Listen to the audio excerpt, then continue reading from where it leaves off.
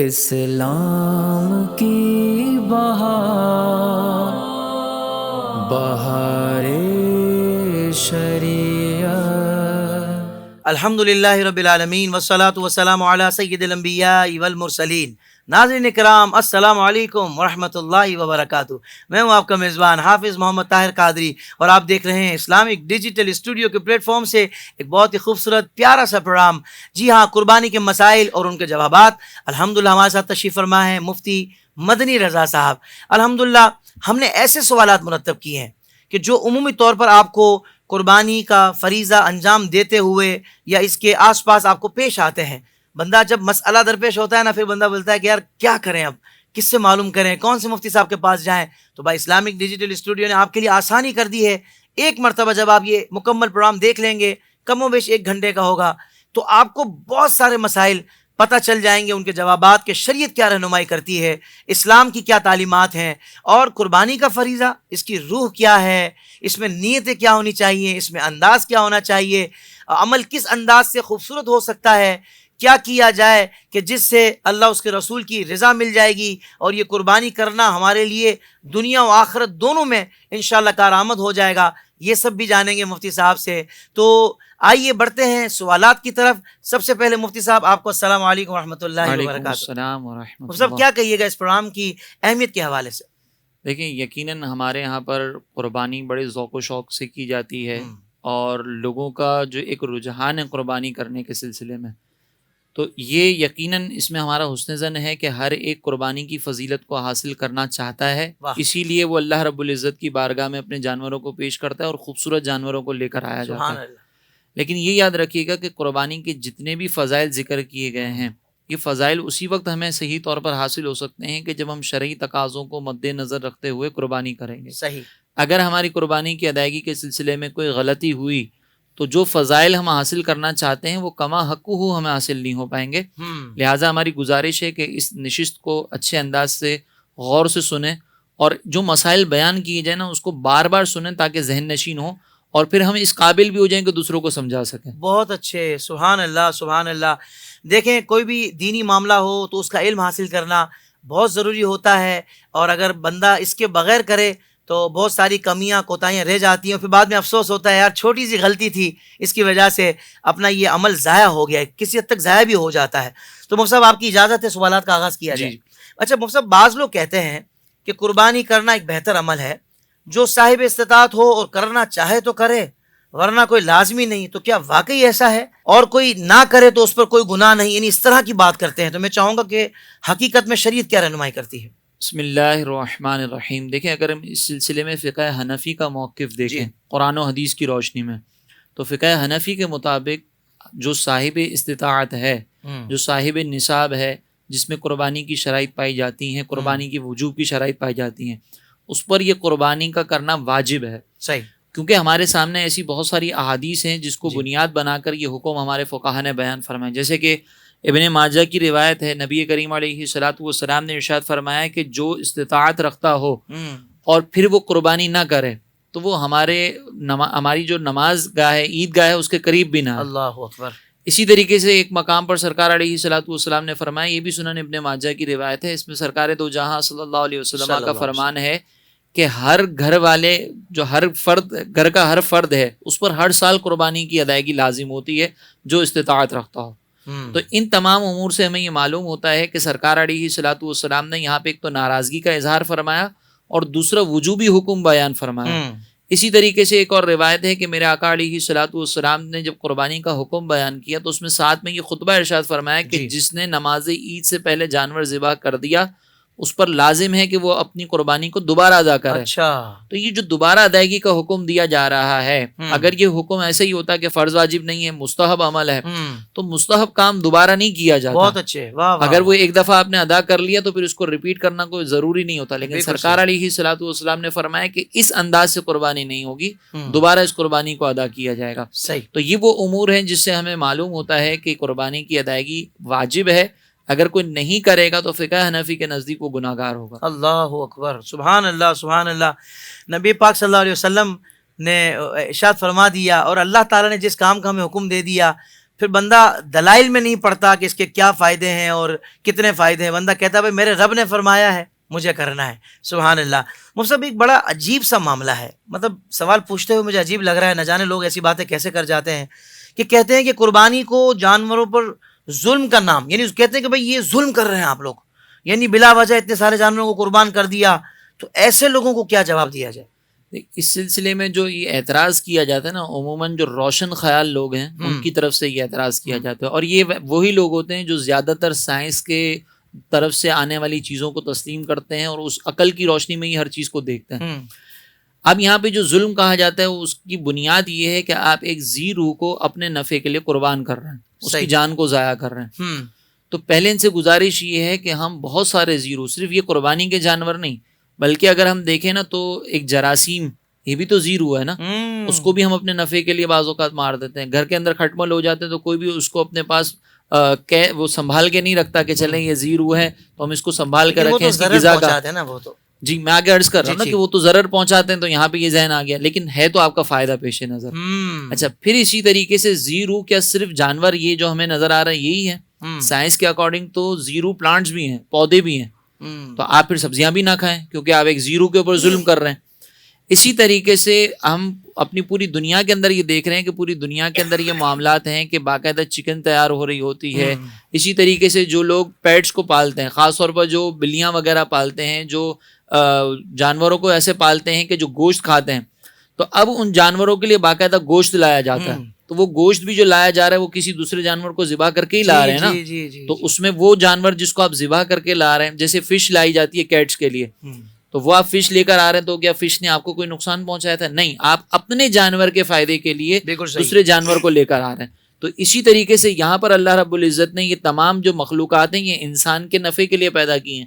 تو ہم اسی کے پیش نظر جو ہے وہ پھر قربانی کرتے ہیں, اور یہ اس کو ظلم کہنا, اگر قربانی کا جانور قربانی کا وقت جانوروں کو ذبح کرنا ظلم ہے, تو پھر جو دیگر امور میں ہم ذی روح کو ذبح کر رہے ہیں, اس کو ضائع کر رہے ہیں, اس کو ختم کر رہے ہیں, تو وہ بھی پھر ظلم قرار دیا جانا چاہیے. روز چکن کھائی جا رہی ہے, روز مٹن کھائی جا رہی ہے. جو باتیں کر رہے ہوتے ہیں وہ تو زیادہ ہوٹلوں میں جا کر یہ بڑے وی آئی پی طریقے سے کھا رہے ہوتے ہیں, اور اس میں کسی جانور نے آپ کو کوئی نقصان نہیں پہنچایا. اچھا, یہاں پر اگر ہم دیکھیں نا ظلم کی بات, تو سرکار علیہ الصلوۃ والسلام نے ذبح کرنے کا بھی ہمیں طریقہ بتا دیا کہ جب جانور کو ذبح کرو تو اچھے انداز سے ذبح کرو, اس کے اوپر ظلم نہ کرو اور اس کو تکلیف نہ پہنچاؤ بلا وجہ. لیکن جو یہ اس طرح کے جانور ہوتے ہیں, یہ جو چکن وغیرہ کھا رہے ہوتے ہیں, خاص طور پر اعتراض کرنے والے لوگ, وہ اکثر کرنٹ دے کر جانوروں کو مارا جاتا ہے. تو یہ کرنٹ دے کر جانور کو مارنا, اس کو کرنٹ دے کر جانور کے اوپر تکلیف پہنچانا, یہ زیادہ اذیت ناک ہے. جبکہ ہمارے یہاں پر ہم چھریوں کو تیز کر کے پھر جانور کو ذبح کرتے ہیں, اس میں زیادہ تکلیف بھی نہیں ہوتی. سبحان اللہ, یعنی بڑے ہی اعتدال کے ساتھ قربانی کی جاتی ہے الحمدللہ. جی الحمدللہ. ظلم کا تو کوئی شائبہ بھی نہیں ہے ہمارے یہاں پہ. اگر کوئی بالفرض کوئی ظلم کرتا نظر بھی آ جائے نا, تو اس کو ہم کنڈیم کرتے ہیں کہ آپ یہ جانور پر ظلم نہیں کریں, کیونکہ سرکار علیہ الصلوۃ والسلام نے ان کی تکریم کو بیان فرمایا. اچھا مفتی صاحب, بہت خوبصورت آپ نے جواب ارشاد فرمایا. اگلا سوال یہ ہے کہ بہت سارے لوگ شوق رکھتے ہیں, قربانی کا جانور لاتے ہیں, اچھی بات ہے, مگر لانے کے بعد نا پھر چارہ وغیرہ ڈالنے میں ان کو تھوڑی سی جو نا ایسا لگتا ہے کہ شاید زحمت ہو رہی ہوتی ہے. ایک آدھ دفعہ ڈال دیا, اب جانور بھوکا پیاسا بندھا ہوا ہے یا بغیر سائبان کے ہے, دھوپ میں ہے, تو اس طرح لا کر باندھ دینا, وہ جانور بول بھی نہیں سکتا. تو ایسے لوگوں کے بارے میں آپ کیا ارشاد فرمائیں گے, کیا احتیاط کرنے کی ضرورت ہے؟ دیکھیں, نبی کریم علیہ الصلوۃ والسلام ایک مرتبہ جو ہے وہ انصاری کے باغ میں تشریف لے گئے. جی.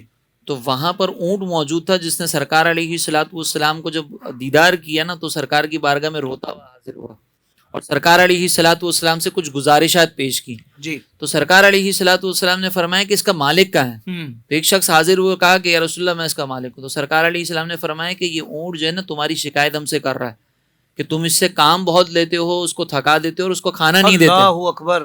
تو پھر سرکار علیہ الصلوۃ والسلام نے اس کی مذمت بیان فرمائی.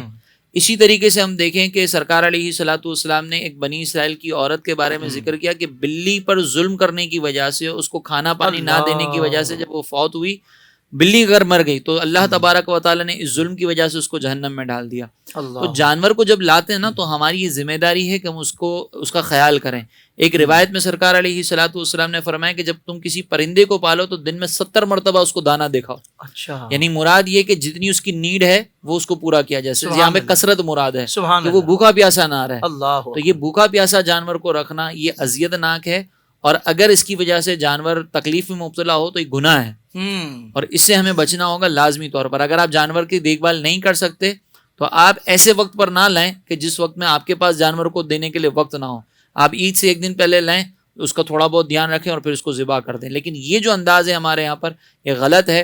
اس کے علاوہ بھی دیگر طریقوں سے اگر کوئی تکلیف پہنچاتا ہے تو بہرحال اس کی ہم مذمت ہی کریں. یعنی بہتر یہی ہے کہ بھائی آپ جلدی لائے ہیں تو اس کی خدمت کریں، اس سے انسیت جی بڑھ جائے آپ کی، پھر اس کو اللہ کی راہ میں قربان کریں تو کیا ہی بات ہے. صحابہ کرام باقاعدہ کہتے تھے کہ ہم جو نا وہ مدینہ طیبہ میں قربانی کے جانوروں کو پالتے تھے اور ان کو خوب فروا کرتے تھے اچھا. اور پھر ذبح کرتے تھے. سبحان اللہ. یا تو اب یہ انداز اپنا ہے بہت کہ اچھا. جانور کا خیال رکھیں اچھے طریقے سے، اور اگر نہیں کر سکتے تو پھر آپ ایسے وقت پر لے کر آئیں کہ جانور کو زیادہ دیر آپ اپنے پاس نہ رکھیں ٹھیک ہے. اور جلد از جلد اس کو پھر قربان کریں. اچھا مصطفیٰ صاحب یہ بھی ارشاد فرما دیں کہ قربانی تو صاحب نصاب پر ہے.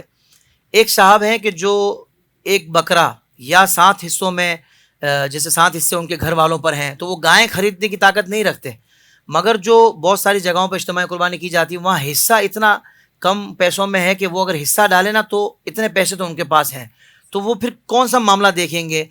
گائیں خریدنے والی قیمت کے حساب سے اپنا نصاب کا فیصلہ کریں گے یا جو حصے چل رہے ہوتے ہیں اس کے مطابق اپنے نصاب کا فیصلہ کریں گے؟ لیکن شریعت مطہرہ نے قربانی کے وجوب کے لیے ایک باقاعدہ رقم مقرر کی ہے، ٹھیک ہے. اور وہ ہے 52.5 تولہ چاندی کی مالیت کے برابر. آپ کے پاس اگر کیش ہے یا ضرورت سے زائد کوئی بھی مال ایسا رکھا ہوا ہے ضرورت سے زائد ہو اور وہ 52.5 تولہ چاندی کی قیمت تک پہنچتا ہو، مختلف اموال ہیں ملا کر 52.5 تولہ چاندی ہو سکتا ہے. جیسے مثال کے طور پر آپ کے پاس 4 موبائل ہیں جس میں سے آپ 2 یوز کر رہے ہیں، 2 ایکسٹرا ہے، ان کی قیمت 52.5 تولہ چاندی تک پہنچتی ہے، صحیح. تو پھر قربانی لازم ہوگی. اب چاہے گائے کی قیمت تک پہنچتے ہو وہ 52.5 تولہ چاندی یا وہ حصے کی قیمت تک پہنچتے ہو، اگر آپ اس کے نصاب کے مالک نہیں ہیں تو چاہے آپ مثال کے طور پر نصاب اب جیسے آج کل بن رہے ہیں تقریباً 1 لاکھ کے قریب بن رہے ہیں، اور گائے کی اگر ہم وہ حصے کی قیمت دیکھیں تو وہ 10-15 ہزار بن رہی ہے. تو اگر آپ 10-15 ہزار دینے کی اہلیت رکھتے ہیں لیکن وہ نصاب آپ کے پاس پورا نہیں تب بھی قربانی واجب نہیں ہوگی. یہ ایسے ہی ہے کہ جیسے مثال کے طور پر آپ سمجھ لیں کہ آپ 1.5 لاکھ کے مالک ہیں لیکن آپ کو زکوٰۃ کی رقم تو 2.5% ہی دینی ہے نا. بہت اچھے بہت اچھے. تو اسی طریقے سے قربانی کی بھی ایک مقرر کر دی شریعت نے، اگر اس تک پہنچتے ہیں تو ٹھیک، اور اگر اس سے کم رقم آپ کے پاس ہے اس میں قربانی ہو بھی سکتی ہے لیکن قربانی واجب نہیں ہوگی، پھر وہ نفل ادا ہوگا. بالکل ٹھیک ہے.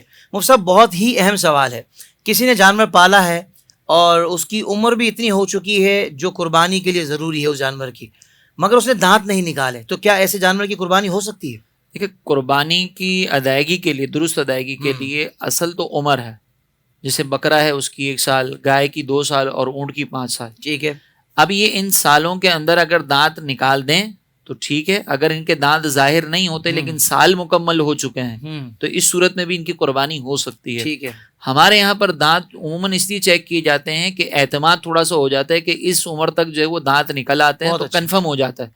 اگر آپ نے گھر میں جانور پالا ہے یا جس سے آپ خرید رہے ہیں وہ قابل اعتماد افراد ہیں اور وہ یہ کہہ رہے ہیں کہ بھئی یہ جانور جو ہے وہ عمر تک پہنچ چکا ہے، اب چاہے اس نے دانت نہ بھی نکالے ہوں آپ وہ جانور خرید کر اس کو قربان کر سکتے ہیں ان پر اعتماد کرتے ہوئے. بہت اچھی بات. ہاں اگر کوئی ایسا ہے کہ آپ کو اس کے اوپر اعتماد ہی نہیں ہو رہا تو پھر دانت چیک کر لیجئے، یہ بہتر ہے تاکہ آپ کو بھی تسلی ہو جائے، ورنہ دانت اصل نہیں، اصل عمر ہے. بالکل ٹھیک ہے، بالکل ٹھیک ہے. حضرت ساتھ ہی وہ بھی بیان ہو جائے نا کہ جو جانور ایسا نظر آتا ہو. جی وہ اس کے میں ایک وہ مسئلہ ہے کہ نبی کریم علیہ الصلوۃ والسلام کی بارگاہ میں ایک صحابی ہے، انہوں نے کہا کہ میرے پاس اس عمر کا تو جانور نہیں ہے لیکن ایک بھیڑ ہے جیسے دمبا میں کہتے ہیں نا وہ 6 ماہ کا ہے، تو سرکار علیہ الصلوۃ والسلام نے اس کی اجازت عطا فرمائی. تو اس کے بارے میں شارحین نے یہ لکھا ہے کہ وہ تھا تو 6 مہینے کا لیکن وہ لگتا ایسا تھا کہ وہ سال بھر کا ہے، اس لیے سرکار علیہ الصلوۃ والسلام نے اس کی اجازت دے دی. تو ہمارے فقہا نے فرمایا کہ اگر کسی کے پاس کوئی ایسا بھیڑ یا دمبا ہو جس کی عمر 6 ماہ ہو لیکن وہ دکھتا سال بھر کا ہو اپنے فربا ہونے کی وجہ سے تو پھر اس کی قربانی کر سکتے ہیں. لیکن یہ ایگزمپشن صرف اسی میں ہے، یہ بکرے میں، گائے میں، بھینس میں، اونٹ میں نہیں ہے، یہ صرف اسی میں ایگزمپشن ہے. سبحان اللہ سبحان اللہ. بہت آپ نے اچھا حضرت یہ جواب ارشاد فرمایا ہے. حضرت یہ بھی ارشاد فرما دیں کہ قربانی کا جانور فربا اور خوبصورت ہونا چاہیے، لیکن بعض اوقات جانوروں کو اتنا فربا کر دیا جاتا ہے کہ وہ اپنے پیروں پر زیادہ دیر کھڑا نہیں رہ سکتا، تو کیا اتنا فربا کرنا درست ہے؟ دیکھیں یہ اتنا فربا اگر جانور کو کیا جا رہا ہے کہ وہ اذیت میں مبتلا ہو جائے نا، تو یہ درست نہیں ہے۔ اچھا۔ کیونکہ بعض اوقات دیکھا جاتا ہے کہ جانور بہت ہیوی ہوتا ہے، وہ چل بھی نہیں سکتا، ٹھیک ہے، آپ کھڑے رہنے کی بات کر رہے ہیں نا، تو بعض اوقات 1 منٹ کے لیے بھی وہ پراپر کھڑا نہیں رہ سکتا، اتنا اذیت میں مبتلا ہو جاتا ہے۔ لیکن چونکہ وہ ایک الگ سے نمایاں نظر آتا ہے، اس کی قیمت زیادہ ہوتی ہے، تو پھر اس کو اتنا فربا کر دیا جاتا ہے۔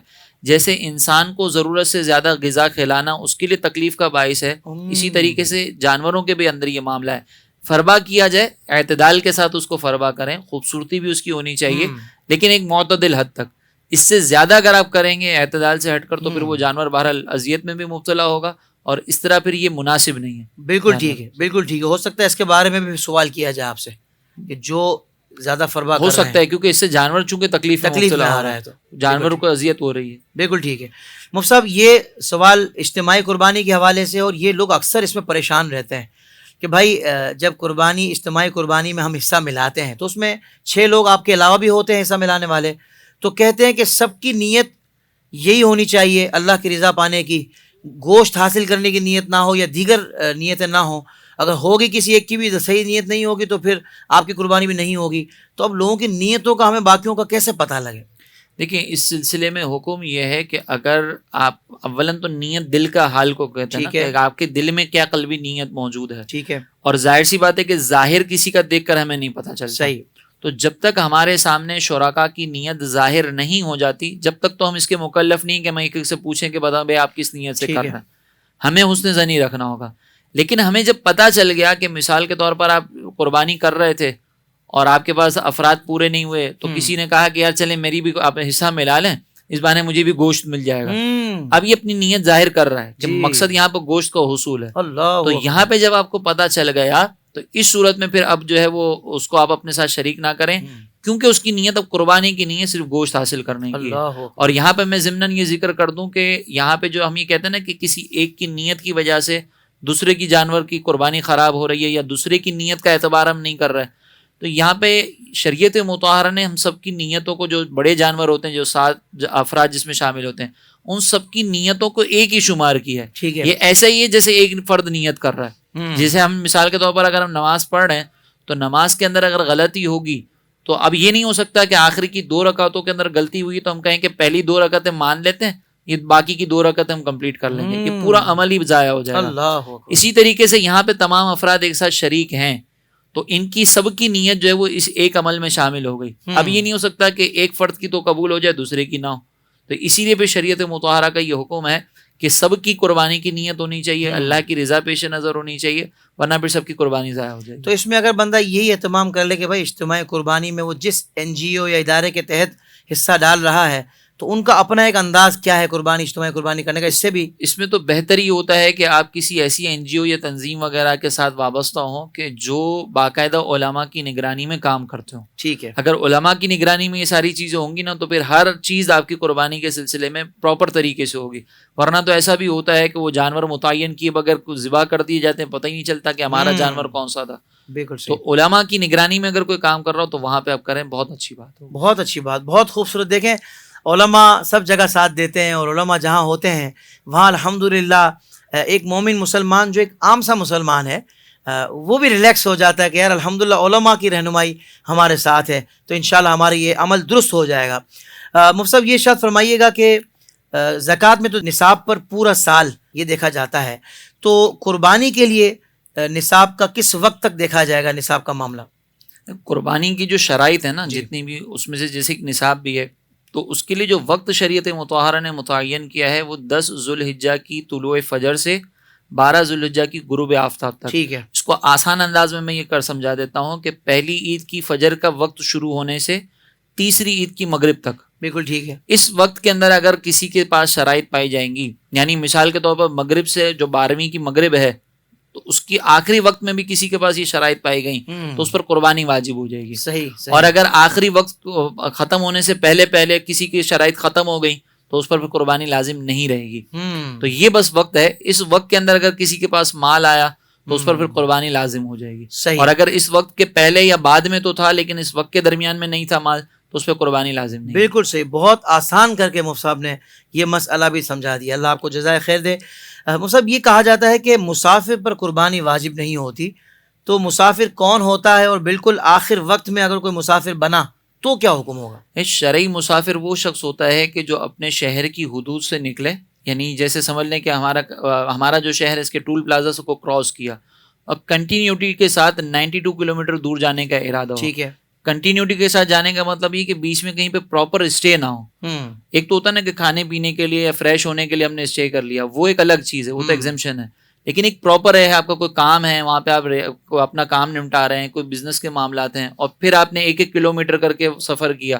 تو یہ 1-1 کلومیٹر کر کے جو سفر کیا جا رہا ہے، اس طرح اگر پوری دنیا بھی گھوم لی جائے تو مسافر نہیں ہوگا. کنٹینیوٹی کے ساتھ 92 کلومیٹر سفر کرنا ضروری ہے. بالکل ٹھیک. پھر آپ جب دوسرے مقام پر پہنچے اور وہاں پر شہر کی حدود میں آپ کا 15 دن یا اس سے زیادہ ٹھہرنے کی نیت ہے تو آپ مقیم ہوں گے، اور اگر 15 دن سے کم ٹھہرنے کی نیت ہے تو اس صورت کے اندر آپ مسافر رہیں گے. صحیح. تو یہ بس ذہن میں رکھیں. ٹھیک ہے. اب اگر کوئی شخص آخر وقت کے اندر مسافر ہوتا ہے تو جیسے میں نے ذکر کیا کہ ہماری جو شرائط دیکھی جاتی ہیں ایک مخصوص وقت کے اندر دیکھی جاتی ہیں. اب چونکہ یہ آخر وقت کے اندر مسافر ہو گیا تو قربانی اگر دوسری شرائط تھیں لیکن یہ ایک شرط اس کی فوت ہو گئی تو اس پہ سے قربانی ساقط ہو جائے گی. ٹھیک ہے. قربانی اس پر پھر لازم نہیں رہے گی. ٹھیک. بالکل ٹھیک ہے. بالکل ٹھیک ہے. اچھا یہ بھی بڑا ایک عجیب معاملہ ہم نے دیکھا کہ بعض لوگ پورے گھر والوں کی طرف سے ایک بکرا لاتے ہیں، حالانکہ زیادہ لوگوں پر قربانی واجب ہوتی ہے. وہ کہتے ہیں بھائی سارے گھر والوں کے لیے ایک ہی بکرا بس دے دیا، سب کی ہو گئی. ایسا کوئی معاملہ ہے کیا، کوئی خصوصی رعایت، کوئی خصوصی پیکج؟ دیکھیں اس سلسلے میں نا ایک غلط فہمی یہ پیدا ہوتی ہے بعض عوام کے اندر کہ ترمذی شریف کی ایک روایت ہے جس میں یہ بیان کیا کہ نبی کریم علیہ الصلوۃ والسلام کے دور میں اس طرح قربانی کی جاتی تھی کہ گھر کا ایک فرد کوئی جانور لے کر آتا تھا اور وہ پورے گھر والوں کی طرف سے ذبح کر دیتا تھا.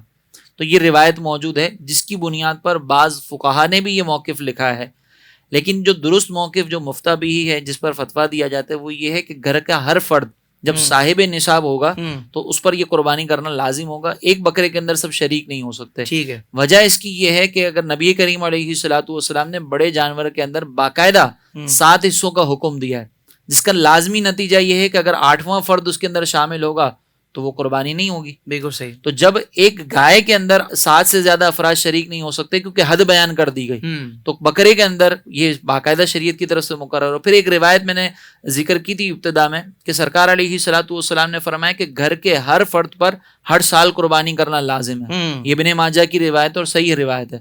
تو اس سے بھی یہ ثابت ہوتا ہے کہ جب سرکار علیہ الصلوۃ والسلام نے ہر فرد کو علیحدہ ذکر کیا اور اس کے لیے جانور باقاعدہ مقرر ہیں تو پھر اسی کو ہم اختیار کریں. ایک تو یہ ثابت ہو گیا کہ ہر فرد کو جو ہے نا وہ ذبح کرنا ہے اپنی طرف سے الگ جانور. یہ جو ترمذی شریف کی روایت ہے اس کے بارے میں ہمارے فقہا نے فرمایا کہ اس سے مراد یہ ہے کہ ایک فرد جو صاحب نصاب نہیں ہوتا وہ سرکار علیہ الصلوۃ والسلام کے دور میں ایک جانور لاتا تھا، اس کو ذبح کرتا تھا اور پورے گھر والوں کو ایصال ثواب کر دیتا تھا. تو اس حدیث مبارکہ سے ہمارے فقہا نے ایصال ثواب مراد لیا. اچھا. یہ مراد نہیں لیا کہ واجب قربانی سب کی طرف سے ادا ہو جائے گی کیونکہ دیگر دلائل پھر اس کی مخالف ہے. بالکل صحیح. یعنی مسئلہ یہ حل ہو چکا ہے. جی یہ مسئلہ دوبارہ اس کو نئے سرے سے اس پر بات کرنے کی اور ضرورت نہیں ہے. جی ایسے ہی ہے. سبحان اللہ سبحان اللہ.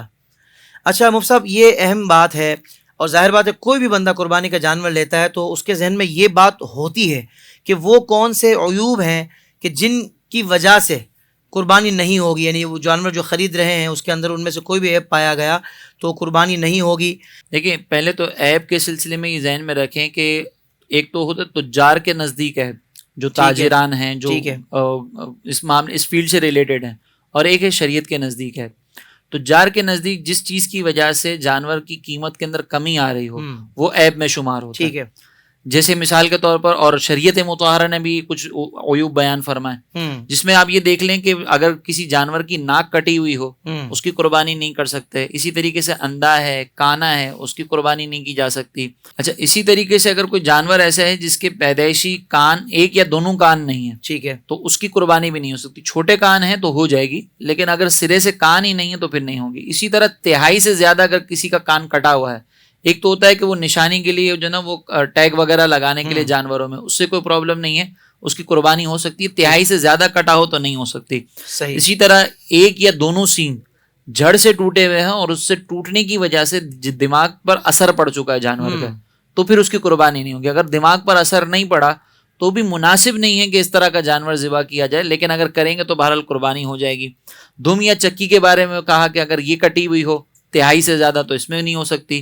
اسی طرح اتنا کمزور ہے کہ ہڈیوں میں مغز نہیں ہے، یا لنگڑا ہے چل کر قربان گاہ تک نہیں جا سکتا۔ اسی طریقے سے بکری ہے اس کے دانت نہیں ہے، یا زبان کٹی ہوئی ہے وہ چارہ نہیں چبا سکتی۔ تو یہ وہ عیوب ہیں جس کی بنیاد پر اگر جانور کو ذبح کیا جائے گا تو اس کی قربانی درست نہیں ہوگی۔ باقی اگر تھوڑا بہت عیب ہے جانور کے اندر تو پھر اس کی قربانی کی جا سکتی ہے۔ ٹھیک ہے۔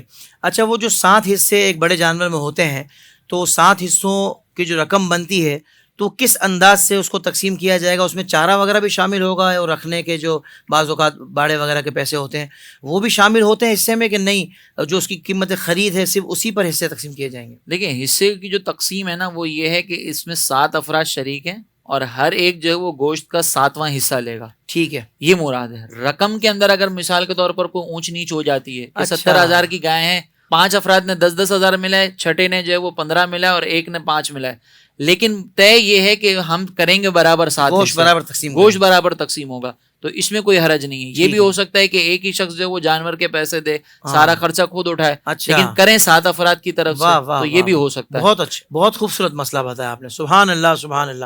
گوشت میں تقسیم کی ایک برابری ایک انداز ہے، مگر رقم میں کمی بیشی ہو سکتی ہے انڈرسٹینڈنگ کے مطابق۔ ایک حصہ بس پورا ہونا چاہیے، یہ نہیں ہو سکتا کہ 1.5 حصہ اس کا اور آدھا حصہ اس کا۔ اچھا جی، ٹھیک ہے۔ حضرت ہمارے یہاں جانوروں کے نام بڑے عجیب و غریب بعض اوقات رکھے جاتے ہیں، اور فلمی اداکاراؤں کے نام پر نام رکھے جاتے ہیں اور اداکاروں کے نام پر۔ تو کیا قربانی کا جانور آپ جس مقصد کے لیے ایک واجب ادا کرنے کے لیے آپ اللہ کی رضا کے لیے آپ لائے ہیں، پھر اس کے نام اس طرح کے رکھنا، اس کی کوئی گنجائش ہے؟ دیکھیں جانور کے نام رکھنا تو سنت ہے، ٹھیک کہ ہے، نبی کریم علیہ الصلوۃ والسلام سے بھی ثابت ہے کہ آپ کی بارگاہ میں کچھ جانور موجود تھے، تو کسی کا نام یعفور تھا، ایک قصواں اونٹنی تھی۔ اسی طریقے سے سرکار علیہ الصلوۃ والسلام جب غزوہ احد میں تشریف لے گئے تو ثقب نام کا وہ گھوڑا تھا، اس پر سرکار علیہ الصلوۃ والسلام روانہ ہوئے۔ تو یہ جانوروں کے نام رکھنا صحیح، یہ تو ثابت ہے، لیکن اس کے اندر یہ جو ہمارے یہاں پہ تماشا لگایا جاتا ہے کہ انسانوں کے نام پر رکھے جا رہے ہیں اور پھر اس کے اوپر مزید تماشا، دل دل بلبل اس طرح کے نام رکھ کے پھر اس کا مذاق اڑانا، پھر اس کو باقاعدہ ماڈلنگ کے طور پر کروانا، اس کی باقاعدہ کیٹ واک کروائی جاتی ہے، یہ ایک نمائش لگ رہی ہے۔ یہ آپ قربانی کا جو ایونٹ ہے نا وہ درس حاصل کرنے کے لیے تھا، تماشا لگانے کے لیے نہیں تھا۔ اللہ اکبر۔ آپ یہ دیکھیں کہ وہاں پہ جو قربانی کی گئی تھی، حضرت ابراہیم علیہ السلام نے جو قربانی دی تھی وہ اللہ کی رضا کے لیے دی تھی، ہنسی مذاق کے لیے، تفریح کے لیے نہیں لی گئی تھی۔ صحیح، تو یہ انداز اختیار کرنا اور اس طرح کے نام رکھنا یہ مناسب نہیں ہے۔ نام آپ رکھیں لیکن وہ رکھیں کہ جو سرکار علیہ الصلوۃ والسلام نے جس انداز سے رکھے، ایک محبت کا اظہار بھی نظر ہے اس میں، اس سے انسیت بھی نظر ہے، اس میں کوئی حرج نہیں ہوگا۔ بہت اچھے، بہت اچھے۔ اچھا حضرت، یہ جانور کے پیٹ میں اگر بچہ نکل آئے تو کیا حکم ہوگا؟ اگر پہلے سے معلوم ہے یا پہلے سے معلوم نہیں تھا، قربانی کرنے کے بعد معلوم ہوا، میں چاہوں گا دونوں کا حکم بتا دیں آپ۔ دیکھیں اس سلسلے میں اگر پہلے سے معلوم ہے کہ یہ جانور جو ہے وہ اس کے پیٹ میں بچہ موجود ہے تو پھر تو اس کو خریدنا مناسب نہیں ہے، ٹھیک ہے، کیونکہ وہ بلا وجہ پھر جو ہے وہ بچے کو بھی اذیت پہنچانا۔ لیکن پہلے پتہ نہیں تھا، بعد میں معلوم ہوا کہ جب جانور کو ذبح کیا تو بعض اوقات ایسا ہوتا ہے کہ پہلے پتہ نہیں چل پاتا، صحیح، تو اس میں سرکار علیہ الصلوۃ والسلام سے کسی نے پوچھا کہ اگر جانور کے پیٹ میں بچہ نکل آئے تو پھر ہم کیا کریں؟ فرمایا کہ اس کو بھی اس کے ساتھ ذبح کر دیا جائے۔ صحیح، اگر آپ یہ ذبح کر دیں گے تو وہ بچے کا کھانا اگر وہ زندہ تھا تو وہ بھی آپ کے لیے حلال ہو جائے گا۔ اگر بالفرض کوئی کہتا ہے کہ بھئی ہمارا دل مطمئن نہیں ہے، ہم اس کو ذبح نہیں کر سکتے، تو یہ ذبح کرنا فرض واجب نہیں ہے۔ صحیح، لیکن یہ بھی یاد رکھیں کہ اگر آپ نے ذبح نہیں کیا تو خود اس سے نفع بھی حاصل نہیں کر سکتے۔ اچھا، یہ نہیں نفع کہ آپ حاصل نے اس نہیں کو کر پال دیا، پالنے کے بعد اگلے سال اس کو بیچ دیا یا خود اس کو قربان کر لیا، یہ نہیں ہو سکتا۔ اس کو پھر آپ صدقہ کر دیں، بالکل ٹھیک، آپ اس کی دیکھ بھال کر کے پھر اس کو بعد میں صدقہ کر دیں۔ بالکل ٹھیک ہے۔ اچھا، یہ اہم ترین مسئلہ ہے مفتی صاحب، اس پر بھی لوگ بڑے پریشان رہتے ہیں کہ گوشت کو حصے داروں میں تقسیم کس انداز سے کیا جائے، پراپر ناپ تول کر کہ بھائی ہر چیز بالکل برابر جائے، یا کوئی اندازے سے؟ یہ ارشاد فرما دیں۔ دیکھیں گوشت کے سلسلے میں نا قربانی کے جانور کے اندر کچھ ہڈیاں بھی ہوتی ہیں، مغز ہے، کلیجی ہے، یہ ساری چیزیں، اور ایک گوشت ہے باقاعدہ پراپر۔ تو گوشت سے جب آپ تقسیم کر رہے ہیں نا تو اس میں تو برابری ضروری ہے۔ ٹھیک ہے، وجہ اس کی سرکار علیہ الصلوۃ والسلام کا ایک فرمان ہے کہ جب وزنی چیزوں کا آپس میں تبادلہ ہوتا ہے نا تو وہ برابر ہونی چاہیے۔ ٹھیک ہے، لیکن اب چونکہ ظاہر سی بات ہے اجتماعی قربانیاں جہاں پر ہوتی ہیں وہاں پر ترازو لے کر بیٹھنا، باقاعدہ تولنا، یہ ایک اذیت والا عمل ہے۔ ٹھیک تو پھر ہے، اس کا طریقہ ہی ہوتا ہے کہ ایک جانور کے جب 7 حصے آپ نے کیے تو گوشت کو پہلے اندازے سے آپ 7 حصوں میں ڈیوائڈ کریں اور پھر ہر حصے کے اندر مغز ہے، کلیجی وغیرہ ڈال دیں. صحیح، بالکل تو صحیح. یہ ایک اذیت سے بچنے کے لیے یہ طریقہ کار اختیار کیا جا سکتا ہے، اور اگر آپ یہ نہیں کریں گے تو پھر برابر برابر تقسیم کرنا ہی ہوگا. بالکل صحیح. مفتی صاحب یہ ارشاد فرمائیے گا، اہم سوال ہے کہ بعض اوقات قربانی جانور کی جب ہم کر رہے ہوتے ہیں جانور بدک جاتا ہے، اور پھر وہ جو قصاب حضرات ہوتے ہیں بڑی کوشش کر کے اس کو قابو کر کے جلد بازی میں اگر بسم اللہ پڑھنا بھول گئے تو ایسی صورت میں کیا جانور حلال ہوا؟ دیکھیں، اولاً تو جب جانور کو ذبح کیا جا رہا ہے اس میں یہ تو شرط ہے کہ ہم اللہ تبارک و تعالیٰ کا نام لے کر ہی ذبح کریں گے. ٹھیک ہے. لیکن اگر ایسی کوئی سچویشن بن جاتی ہے جس کے اندر توجہ نہ رہی اور بھول گئے تو یہ بھول جو ہے معاف ہے.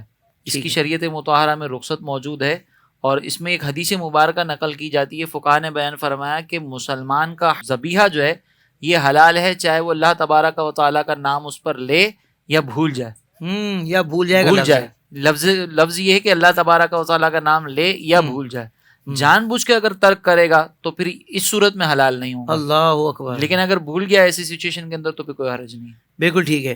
اچھا مفتی صاحب یہ بتا دیجئے کہ بڑے جانور میں کیا 7 حصے قربانی کے ہی ہونا ضروری ہے یا اس میں عقیقے کا حصہ بھی ڈالا جا سکتا ہے؟ دیکھیں، حصے جو ہم کر رہے ہیں نا تو یہ جو شرکاء ہیں ان سب کی نیت اللہ تبارک و تعالیٰ کی رضا کی ہونی چاہیے. ٹھیک ہے. اب اگر عقیقہ بھی اس میں شامل ہو جاتا ہے تو کوئی حرج نہیں ہے. قربانی کے ہی سارے حصے ہونا ضروری نہیں ہے، عقیقہ بھی اس میں کیا جا سکتا ہے. جی بالکل ٹھیک ہے، بالکل ٹھیک ہے. اچھا یہ ارشاد فرما دیں کہ جانور میں اگر 5 افراد ہی شرکت کرنے والے ہوں، یعنی کہ 7 حصوں والا جانور ہے اور 5 ہی اس میں شرکت کرنے والے ہیں، تو اب 7 حصوں کو کس انداز سے تقسیم کیا جائے؟ کہ کیا 2 حصے ہم کسی بزرگ کے نام کے یا مرحومین کے شامل کر سکتے ہیں اس میں؟ اولاً تو پہلے یہ ذہن میں رکھیں کہ جو 7 حصے کرنا ہے نا، یہ 7 حصے زیادہ سے زیادہ آپ کر سکتے ہیں. ٹھیک ہے. کم سے کم حصے میں اگر جانوروں کو آپ نے 5 حصوں میں تقسیم کر دیا اور سب کی طرف ایک ایک حصہ منسوب ہو رہا ہے تو اس میں کوئی حرج نہیں. اچھا یوں بھی ہو سکتا ہے. یہ ہو سکتا ہے کہ زیادہ 5 سے زیادہ افراد زیادہ سے زیادہ 7. بہت اچھے، بہت اچھے. 8 حصے نہیں کر سکتے، زیادہ سے زیادہ 7 ہو سکتے ہیں. 5 اب 7 سے کم کرنا چاہیں تو اس میں کوئی پرابلم نہیں. اور اگر بالفرض کوئی 7 حصے ہی کرنا چاہ رہا ہے اور اس میں یہ چاہتا ہے کہ میں بزرگوں کے ناموں کو شامل کر لوں، مرحومین کو شامل کر لوں، تو یہ کیا جا سکتا ہے، اس میں کوئی حرج نہیں ہے. مرحومین کی طرف سے یا بزرگوں کی طرف سے قربانی کر سکتے ہیں. بالکل ٹھیک ہے، بالکل ٹھیک ہے. اچھا مفتی صاحب یہ بھی ارشاد فرما دیں کہ قربانی کے بعد لوگوں کے ذہن میں جو جانور قربانی کے جانور کے جو مختلف حصے ہوتے ہیں، مختلف ڈشز انہوں نے ذہن میں بنائی ہوتی ہیں کہ بھائی ہم نے اس کا یہ بنانا ہے، اس کا یہ بنانا ہے، گوشت کا جو یہ والا حصہ ہے نا اس کی تو چانپ ہے، آہا سبحان اللہ. تو ٹھیک ہے، بندہ سوچ سکتا ہے اس بارے میں، مگر میرا جو سوال ہے وہ یہ ہے کہ جانوروں کے وہ کون سے اعضاء ہیں کہ جن کا کھانا جائز نہیں ہے، بالخصوص گردوں کے حوالے سے اور اوجڑی کے حوالے سے کیا حکم ہے ارشاد فرمائیں. دیکھیں، اس میں پہلا بنیادی اصول یہ ذہن میں رکھیں کہ جو بھی جانور کا ایسا جز جو نجاست سے متصل ہو وہ کھانا جائز نہیں ہے. حدیث مبارکہ میں 7 اعضاء ہیں اور اس علت کی بنیاد پر امام اہل سنت نے 22 اعضاء ایسے بیان فرمائے کہ جو ہم نہیں کھا سکتے، جس میں مثال کے طور پر رگوں کا خون ہے، پتا ہے، اسی طریقے سے مثانہ ہے، نر و مادہ کی علامات ہیں وہ نہیں کھا سکتے. کپورے جو ہمارے یہاں پر عموماً جو ہے وہ اکثر ڈشز میں ملا کر کھا لیے جاتے ہیں، کٹاکٹ کے اندر ڈالتے ہیں، اس کی شرعی طور پر اجازت نہیں ہے، یہ نہیں کھا سکتے. اسی طرح گدود ہوتے ہیں، جب جانور کے کوئی گدود وغیرہ نکل آتے ہیں وہ کھانا وغیرہ کھاتا ہے، اس کی اجازت نہیں ہے. حرام مغز جو ہوتا ہے اس کو نہیں کھا سکتے. اسی طرح گردن کے 2 پٹھے ہوتے ہیں جو شانوں سے لے کر کمر تک جا رہے ہوتے ہیں، پیچھے ہوئے ہوتے ہیں، تو اس کی بھی اجازت نہیں ہے، اس کو بھی نہیں کھا سکتے. یوں ہی اگر دیکھا جائے تو جگر کے اندر ایک خون ہوتا ہے جو تھوڑا سا بہتا ہوا ہوتا ہے، وہ نہیں کھا سکتے. تلی کا خون ہے، یہ نہیں کھایا جا سکتا. اسی میں آپ دیکھیں کہ ذبح کے بعد جو خون روانہ ہو رہا ہوتا ہے اس کی اجازت نہیں، وہ بھی ناپاک ہے. یوں ہی آپ نے جیسے ذکر کیا کہ اوجڑی، اس کی بھی ممانعت موجود ہے کیونکہ اوجڑی کے اندر بھی جو ہے وہ نجاست ہوتی ہے، تو اس کو بھی ہمارے فقہاء نے منع فرمایا کہ اس کی اجازت نہیں ہے، خصوصاً اعلیٰ حضرت نے. تو ان چیزوں سے یہ اجتناب کیا جائے. یہ وہ اعضاء ہیں کہ جن کا کھانا شرعی طور پر جائز نہیں ہے، اگر کھائیں گے تو گناہ گار ہوں گے. اب سری کا منع مت کیجیے گا صاحب. نہیں، سری اس میں حرام مغز کی اجازت نہیں. اچھا، باقی تو باقی کھا سکتے ہیں نا. سری پایا ہمارے بڑے شوق سے. اس میں اگر ہم دیکھیں نا تو جانور کے جو یہ حصہ ہوتا ہے نا، جو گالوں کا حصہ ہوتا ہے، یہ بڑا ٹیسٹی ہوتا ہے. سبحان اللہ. اس کو کھا سکتے ہیں، اس میں کوئی حرج نہیں. جزاک اللہ، جزاک اللہ صاحب، بہت شکریہ آپ کا، آپ نے کرم نوازی فرمائی. ظاہر بات ہے مفتی صاحب اپنی طرف سے تو کوئی بات بیان نہیں کر رہے، جو شرعی رہنمائی کرتی ہے فقہ حنفی کے مطابق بالخصوص مفتی صاحب مسائل ذکر کر رہے ہیں. اچھا آگے بڑھتے ہیں مفتی صاحب یہ ارشاد فرمائیے گا کہ جانور کے خصی ہونے کو بعض لوگ عیب دار قرار دیتے ہیں کہ یہ عیب ہے، ہم نے سنا ہے کہ یہ مستحب ہے، تو اس حوالے سے جو درست مسئلہ ہے وہ واضح کر دیں۔ دیکھیں نبی کریم علیہ الصلاۃ والسلام سے جو دمبوں کی قربانی کرنا منقول ہے تو اس میں یہ بیان ہے کہ سرکار علیہ الصلاۃ والسلام نے 2 چت کبرے خصی ذبح کیے، تو یہ خصی کا ذبح کرنا جو ہے باقاعدہ سرکار علیہ الصلاۃ والسلام سے ثابت ہے۔ ٹھیک ہے، قربانی کے اندر تو یہ خوبی ہے کیونکہ قربانی کا جب جانور ہوتا ہے نا، اگر اس کو خصی کر دیا جائے تو وہ فربا ہو جاتا ہے، صحت مند ہو جاتا ہے، تو اس سے تو جو قربانی کا مقصد ہے نا کہ ہم فربا جانور کو ذبح کریں وہ ہمیں حاصل ہو رہا ہوتا ہے، تو اس میں شرعی طور پر کوئی حرج نہیں ہے۔ فقہ حنفی کا یہی موقف ہے۔ ٹھیک ہے، ٹھیک ہے، جزاک اللہ۔ مفتی صاحب یہ بھی بڑا اہم سوال ہے کہ کسی شخص پر قربانی واجب ہے اور کسی وجہ سے وہ اس سال قربانی نہ کر سکا، اور جانور تو اس نے لے لیا تھا اور قربانی نہ کر سکا، تو ایسی صورت میں وہ اسی جانور کو اگلے سال ذبح کر کے قضا ادا کرے گا یا اس کا کوئی اور حل ہے؟ دیکھیں جب جانور کے جو ذبح کرنے کا حکم ہے وہ ان دنوں کے اندر ہی ذبح کرنا اس پر لازم ہے۔ صحیح۔ اگر بالفرض کوئی ایسی سچویشن ہو گئی کہ وہ ذبح نہ کر سکا، جانور کو جو ہے وہ قربان نہ کر سکا، تو پھر اس کی قضا نہیں ہے۔ اب حکم یہ ہے کہ زندہ جانور ہی صدقہ کر دیا جائے، اور اگر بالفرض کسی نے ایام قربانی کے بعد وہ جانور ذبح کیا اور اس کا گوشت تقسیم کیا، صحیح، تو اس کی وجہ سے جو قیمت کے اندر کمی آئی ہے، وہ کمی جو وہ ڈفرینس ہے وہ بھی اس کو صدقہ کرنا پڑے گا، تو اس کی کوئی قضا نہیں ہوتی، وہی جانور جو ہے وہ پھر زندہ صدقہ کر دیا جائے۔ بالکل ٹھیک ہے۔ مفتی صاحب یہ معاملہ جو میں آپ سے پوچھنے لگا ہوں یہ ہم نے پچھلے کچھ سالوں میں دیکھا ہے، ورنہ بچپن سے ہم نے کبھی سنا نہیں تھا، دیکھا نہیں تھا کہ کیا جانور کو تول کر خریدا جا سکتا ہے یا بیچا جا سکتا ہے قربانی کے جانور کو؟ دیکھیں قربانی کے جانور کو تول کر یا اس طریقے سے جو وزن کے ساتھ بیچا جاتا ہے اس میں کوئی حرج نہیں ہے۔ نہیں ہے، ہاں، کیونکہ آپ جب تول رہے ہیں نا تو اس میں فائنلی آپ کو رزلٹ پتہ چل جاتا ہے کہ اس کا وزن کتنا ہے، اور پھر ٹھیک اس ہے۔ کے حساب سے آپ بیچ رہے ہیں، تو یہاں پہ کوئی ایسی جھگڑے کی صورت بھی نہیں ہے، نہ اس طرح کا کوئی ایسا پوشیدگی والا معاملہ ہے، دونوں کا اتفاق بھی دونوں ہو کا رہا ہے۔ اتفاق بھی ہو رہا ہے، تو اس کو بیچنے میں کوئی حرج نہیں، بیچ سکتے ہیں۔ بالکل ٹھیک ہے، بالکل ٹھیک ہے۔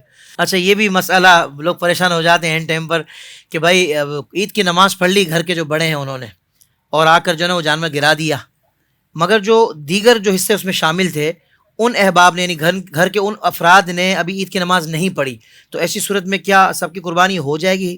دیکھیں قربانی کی درستگی کے لیے شہر کے اندر کسی ایک مقام پر یا آپ کا جو علاقہ ہے اس کے اندر اگر نماز عید ادا ہو جائے جی، تو پھر آپ اس کے بعد قربانی کر سکتے ہیں، چاہے آپ نے خود پڑھی ہو یا نہ پڑھی ہو۔ اللہ اکبر۔ اب اگر مثال کے طور پر گھر کے کسی ایک فرد نے نماز پڑھ لی تھی یا کسی نے بھی نہیں پڑھی تھی، شہر میں جو ہے وہ نماز عید ادا ہو گئی، اب جو ہے وہ جانور کو ذبح کیا گیا اور بعد میں جا کر عید کی نماز ادا کر رہے ہیں، تو یہ اس میں کوئی حرج نہیں، قربانی ہو جائے گی۔ بالکل صحیح، بالکل صحیح۔ مفتی صاحب یہ ارشاد فرما دیں کہ تکبیر تشریق کیا ہوتی ہے اور اس کا وقت اور حکم بھی بتا دیں۔ تکبیر تشریق یہ در حقیقت جو ہے نا وہ حضرت ابراہیم علیہ السلام، حضرت اسماعیل علیہ السلام اور حضرت جبریل علیہ السلام کا ایک انداز ہے۔ اس میں معاملہ، اس کا میں بیک گراؤنڈ تھوڑا سا ہمارے ناظرین کی دلچسپی کے لیے ذکر کر دوں کہ جب حضرت ابراہیم علیہ السلام نے حضرت اسماعیل علیہ السلام کو ذبح کرنے کے لیے لٹایا تھا، جی، تو اللہ تبارک و تعالیٰ نے جبریل کو حکم دیا کہ اب جا کر اسماعیل کی جگہ پر ایک دمبے کو لے جائیں۔ اللہ تو اس اکبر۔ وقت جب جبریل امین نے ابراہیم علیہ السلام کو دیکھا نا تو فوراً ندا کی اللہ اکبر اللہ اکبر، تو حضرت ابراہیم علیہ السلام نے جب یہ ندا سنی تو کہا لا الہ الا اللہ اللہ اکبر، تو حضرت اسماعیل علیہ السلام نے کہا اللہ اکبر وللہ الحمد۔ تو یہاں پر یہ ایک انداز جو ہے یہ اللہ تبارک و تعالیٰ نے جو ہے نا ہم پر ایک امت پر لازم کر دیا سبحان شریعت میں۔ اللہ، سبحان اب اس کا وقت جو ہے اور اس کی جو وجوبیت ہے وہ اس وقت ہے کہ آپ 9 ذی الحجہ کی جو فجر ہے اس وقت سے 13ویں کی عصر تک یہ تکبیر تشریق کا وقت ہوتا ہے، ٹھیک ہے، اور جو نماز جماعت مستحبہ کے ساتھ ادا کی جائے، یعنی محلے میں مقررہ امام کے پیچھے جب ادا کی جائے با جماعت، تو اس کے بعد کم از کم 1 مرتبہ تکبیر تشریق کہنا یہ واجب ہے، صحیح، اور 3 مرتبہ کہنا مستحب ہے۔ گھر میں خواتین چونکہ جماعت کے ساتھ نماز نہیں پڑھتی تو ان کے اوپر یہ لازم نہیں ہے، مسافر ہے وہ آپس میں کوئی جماعت کروا رہے ہیں تو ان پر لازم نہیں ہے، صحیح، پڑھیں گے تو بہتر ہے۔ وجوب اس وقت ہے کہ جب محلے میں مقررہ امام کے پیچھے آپ نے نماز ادا کی ہو، اور پھر اس کے بعد جو ہے وہ تکبیر تشریق ہم نے کہنی۔ بالکل ٹھیک ہے، بالکل ٹھیک ہے۔ مفتی صاحب ماشاء اللہ آپ نے بہت سارے سوالات کے جوابات ارشاد فرمائے اور ہمیں بہت کچھ سیکھنے کو ملا، اور ہمارے ناظرین بھی یقیناً میرے ساتھ ہم آواز ہو کر یہی بات کہہ رہے ہوں گے کہ الحمدللہ آج وہ باتیں سیکھنے کو ملی کہ جو ہمیں بہت پہلے سیکھنی اور سمجھ لینی چاہیے تھی، لیکن چلیں دیر آئے پر درست آئے۔ اللہ تبارک و تعالی ہمیں ان پر عمل کرنے کی بھی توفیق عطا فرمائے۔ میں مفتی صاحب آپ کا دل سے شکریہ ادا کرتا ہوں، اور ناظرین کرام آپ سے امید کرتا ہوں کہ انشاءاللہ آپ اس ہمارے ایپیسوڈ کو وائرل کریں گے. اس کے جو شارٹ کلپس ہیں اسلامک ڈیجیٹل اسٹوڈیو کے یوٹیوب چینل پر, فیس بک پیج پر, انسٹاگرام پر, ٹک ٹاک پر, یہاں پر آپ کو دستیاب ہو جائیں گے. اور اگر آپ چاہتے ہیں کہ آپ کے سیل فون پر آپ کو مل جائیں تو لنکس ہمارے گروپس کے دیے ہوتے ہیں واٹس ایپ کے, کسی ایک گروپ کو آپ جوائن کر لیں تو آپ کے سیل فون پر, موبائل پر انشاءاللہ یہ شارٹ کلپس آپ کو مل جایا کریں گے, جس سے آپ کی زندگی میں بہار آ جائے گی. کوئی بھی موقع ہو, کوئی بھی ایونٹ ہو, کوئی بھی اسلامی تہوار ہو, تو انشاءاللہ اس حوالے سے دین اور شریعت جو ہماری رہنمائی کرتی ہے الحمدللہ وہ ہمیں بر وقت پتہ لگ جائے گی. تو ناظرین کرام, یہاں ہم آپ سے اجازت لیں گے. امید ہے انشاءاللہ کہ آپ اس مشن میں ضرور ہمارا ساتھ دیں گے. جزاک اللہ خیرہ. السلام علیکم ورحمۃ اللہ وبرکاتہ.